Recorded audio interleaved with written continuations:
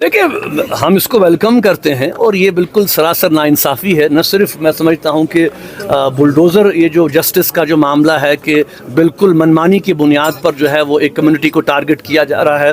اور آپ دیکھیں کہ نہ صرف اس حوالے سے بلکہ آپ دیکھیں کہ ایک اور بہت بڑا مسئلہ جو ہمارے لیے ہے وہ جو اس وقت جو جے پی سی بنائی گئی ہے وقف ایکٹ کے حوالے سے، تو اس کے حوالے سے ہم نے بھی ایک خط لکھا ہے جے پی سی کے ذمہ داران کو، پال صاحب کو، اور ہم توقع رکھتے ہیں کہ جموں کشمیر کی لیڈرشپ کو اور یہاں کی جو مذہبی لیڈرشپ ہے ان کو بھی وقت دیا جائے گا.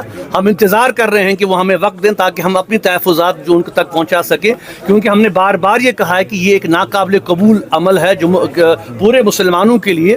وقف جو ہے وہ ایک شرعی مسئلہ ہے، اس میں جو ہے حکومت کی جو مداخلت ہے وہ بالکل بیجا ہے. ٹھیک ہے کچھ چینجز ہم اس میں لا سکتے ہیں بہتری کے لیے، لیکن جس طریقے سے جو یہ امینڈمنٹس لائی گئی ہیں بالکل ایک طرفہ جو ہے یہ سارا معاملہ کیا جا رہا ہے، اس کی بھی ہم مخالفت کرتے ہیں. اور ہم چاہتے ہیں کہ باقی جو پارٹیز ہندوستان کی ہیں اپوزیشن کے ساتھ کے علاوہ جو این ڈی اے میں باقی پارٹیز ہیں، کم سے کم ان کو بھی اس مسئلے کے حوالے سے جو ہے وہ ایک واضح پالیسی کے ساتھ آگے آنا چاہیے اور یہ کہنا چاہیے کہ ہم اس کو سپورٹ نہیں کریں گے. دیکھتے ہیں اگر ہم بات کریں سپریم کورٹ کی طرف سے جو پاکستان میں جو ریکارڈ بنا ہوا ہے بات چیت پہ، کافی ٹائم سے ہم نے دیکھا کہ یہاں سے بھی ہٹ درمی اور وہاں پہ بھی ایک مستحکم سرکار نہیں ہے.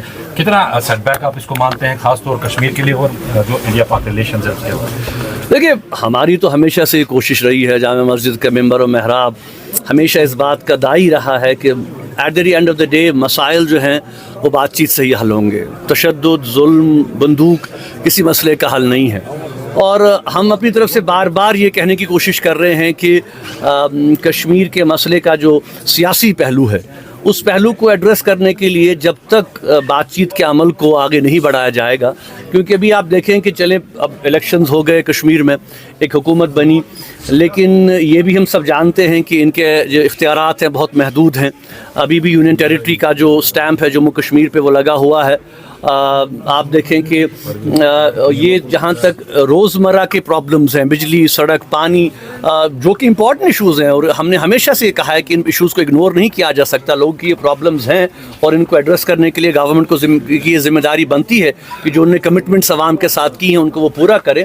لیکن جہاں تک کشمیر کے سیاسی مسئلے کا جو پہلو ہے جو پہلو ہے اس کو حل کرنے کے حوالے سے جب تک نئی دلی کی سرکار جو ہے وہ اپنی سوچ میں تبدیلی نہیں رکھے گی اور یہ نہیں سمجھیں گے کہ جموں کشمیر کے لوگ، جموں کشمیر کے عوام جو ہے وہ چاہتے ہیں کہ اب نسل در نسل جو ہے یہ سلسلہ آگے چل رہا ہے. ہم چاہتے ہیں کہ اس کا کوئی اب اس مسئلے کو ہم حل کی طرف لے جائیں. ہم انسرٹینٹی میں نہیں رہنا چاہتے، ہم کچھ تو خون نہیں چاہتے، ہم بلڈ شیڈ نہیں چاہتے.